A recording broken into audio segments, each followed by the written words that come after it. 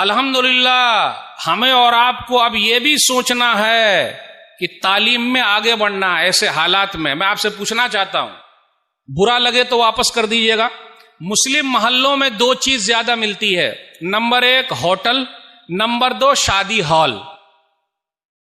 مسلم محلوں میں آپ کو لائبریری نظر نہیں آئے گی۔ ارے جب لائبریری نہیں نظر آئے گی تو دماغ بدھیمان بنے گا کیسے؟ جب ہوٹل نظر آئیں گے تو پیٹ باہر نکلا ہوا ملے گا، اور وہ ہے ہی۔ میرے بھائیو، میں پوچھنا چاہتا ہوں، کرسچن لوگ اپنے بھارت دیش میں 2% ہے، بس کتنے ہیں؟ وہ 2 ہے، اور ہم مسلمان کتنے ہیں وہ بھی نہیں معلوم۔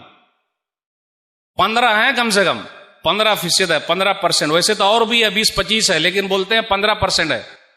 یہ 2% جو کرسچن لوگ ہیں، آپ جنگل جنگل، کھیت کھیت، گلی گلی، کوچا کوچا، ان کے 2-3 چیز آپ کو ملے گی۔ کیا ملے گی؟ آپ دیکھ لیجئے، اسکول ان کے کھلے ہوئے ہیں۔ میرے بھائیو، ابھی آنکھ کھول لیجئے، اسکول کھلے ہوئے ہیں ان کے، ہاسپٹل کھلے ہوئے ہیں۔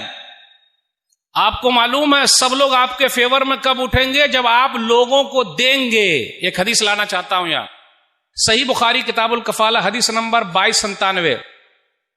ابن الدغنہ نے کہا، یہ غیر مسلم ہے، مسلمان نہیں ہے، کہا یا ابا بکر ان مثلک لا یخرج ولا یخرج، ابو بکر آپ جیسا انسان مکہ سے نکل نہیں سکتا۔ جس طریقے سے مکہ کی پارلیمنٹ میں پاس ہوا تھا کہ مکہ سے مسلمانوں کو نکال دیں گے، وہاں سے پاس ہوا تھا، تو جیسے وہ نکل کے باہر جا رہے تھے تو غیر مسلم بھائی آ کے گلے لگا لیے۔ جیسے آج بھارت دیش میں چھوٹا موٹا نقشہ یاد آیا، سب غیر مسلم بھائی روڈ پر آ گئے کہ ہم اپنے مسلمان بھائیوں کو روڈ پر رہنے نہیں دیں گے، ہم ان کا ساتھ دیں گے، سب کا مسئلہ۔ تو میرے بھائیوں، لیکن خوبی کیا تھی ابو بکر صدیق کی؟ صلہ رحمی کرتے تھے، رشتے ناتے کا خیال رکھتے تھے، پڑوسی کا خیال رکھتے تھے، کوئی غیر مسلم پڑوسی ہے ان کا خیال رکھتے تھے، ان کی دیکھ بھال کرتے تھے، ان کی پریشانی دور کرتے تھے، سب کی پریشانی میں کام آتے تھے۔ بولے اتنا اچھا انسان، اور انصاف کی بات کرتے تھے، حق کے لیے لڑتے تھے۔ بولے اتنا اچھا انسان اور مکہ چھوڑ کے چلا جائے گا؟ بولے نہیں۔ میرے بھائیو، جب ہم اور آپ اچھے پڑوسی بن کے رہیں گے تو کوئی بھی ہم کو یہاں سے جانے نہیں دے گا۔ لوگ بولے کہ نہیں ہمارے یہاں آئیے۔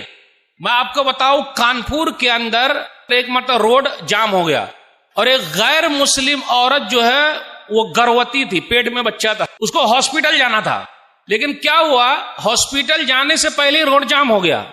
ایک مولوی صاحب کا گھر تھا یا کسی مسلمان کا، تو وہ بیچاری کو اپنے گھر لے گئے اور کہا ہمارے گھر پہ ہی ڈیلیوری ہونے دو۔ میرے بھائیو، اپنا بھارت دیش گنگا جمنا تہذیب والا ہے، کتنا پیارا ہے اپنا بھارت دیش، پوری دنیا میں کہیں بھی ایسا دیش نہیں ملے گا، سب لوگ مل کے رہتے ہیں۔ تو وہ جو لے کے چلے گئے اپنے گھر پہ، تو بچہ وہی پیدا ہوا، بیٹا پیدا ہوا۔ آپ کو معلوم ہے اس غیر مسلم عورت نے اپنے بیٹے کا نام کیا رکھا؟